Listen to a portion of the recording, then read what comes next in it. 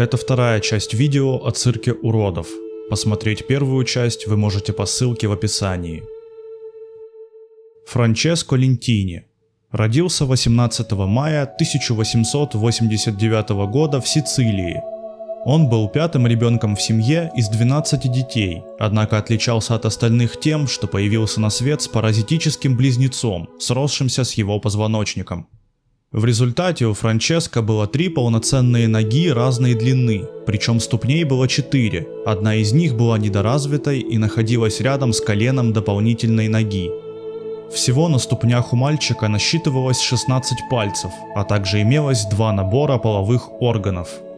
Врачи не стали проводить операцию по разделению близнецов, опасаясь, что вмешательство в позвоночник может привести к параличу. Папа с мамой от Франческо отказались, и некоторое время он жил у тети, которая вскоре отдала его в приют для детей-инвалидов. Там он впервые увидел, что есть дети, которым приходится еще труднее, лишенные слуха, зрения или вовсе без ног. Это вдохновило его развивать свое необычное тело, и он усердно тренировался. Франческо научился ходить на 3 ногах, кататься на коньках, ездить на лошади и даже играть в футбол. Когда мальчику было 8, он оказался в США вместе с другими сицилийцами-мигрантами. Там-то он решил, что станет артистом цирка. Повзрослев, Франческо взял себе сценическое имя Фрэнк и вскоре стал настоящей цирковой звездой. Особенно популярным у зрителей был номер, в котором Лентини шел на 2 ногах, а третьей набивал мяч. В 1907 году Фрэнк женился на девушке по имени Тереза Мюррей, и впоследствии у них родилось 4 здоровых детей.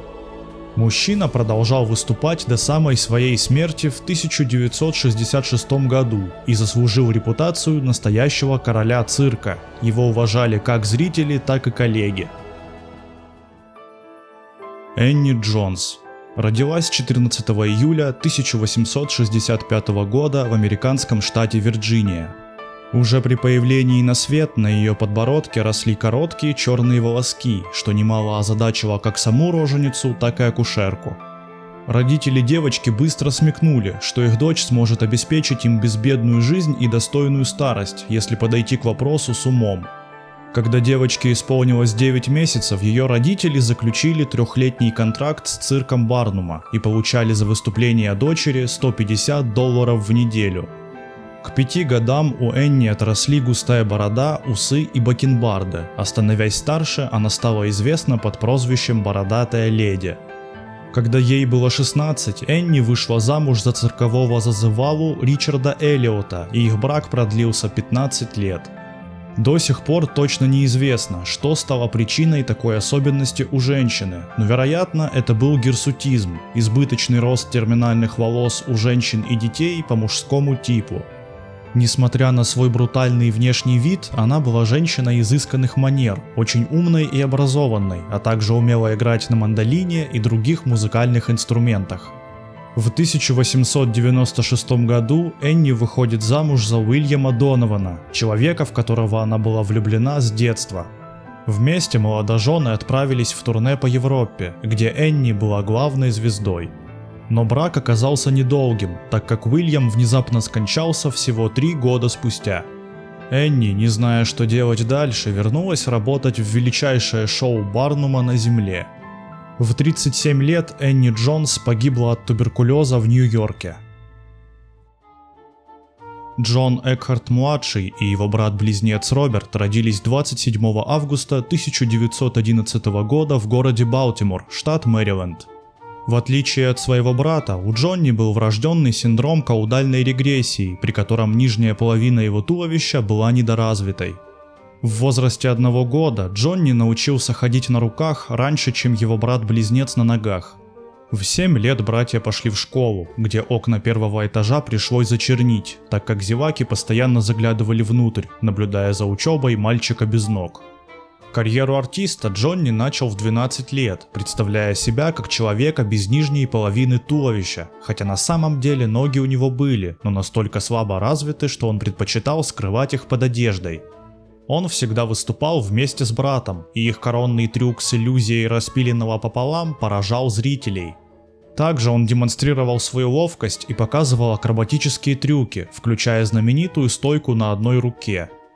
В 1932 году выходит полнометражный фильм «Уродцы», в котором Джонни сыграл самого себя. Лента вызвала бурю противоречивых мнений и даже попала под запрет во многих странах мира, но в итоге спустя 30 лет была признана культовой.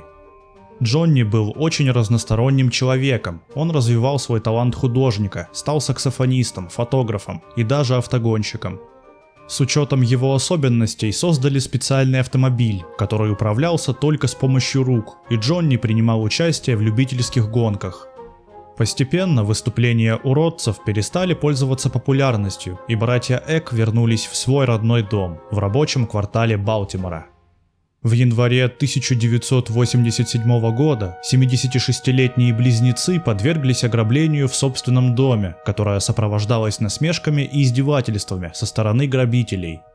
После этого Джонни потерял веру в людей, братья стали затворниками и перестали приглашать гостей. 5 января 1991 года Джонни Эк скончался во сне от сердечного приступа в том же доме, где и родился. Паулина Мустерс родилась 26 февраля 1876 года в нидерландской деревне Осендрехт. Длина тела девочки при рождении составляла всего 30 сантиметров, и врачи не верили, что ребенок сможет выжить. Однако Паулина не только выжила, но и очень быстро стала знаменитостью.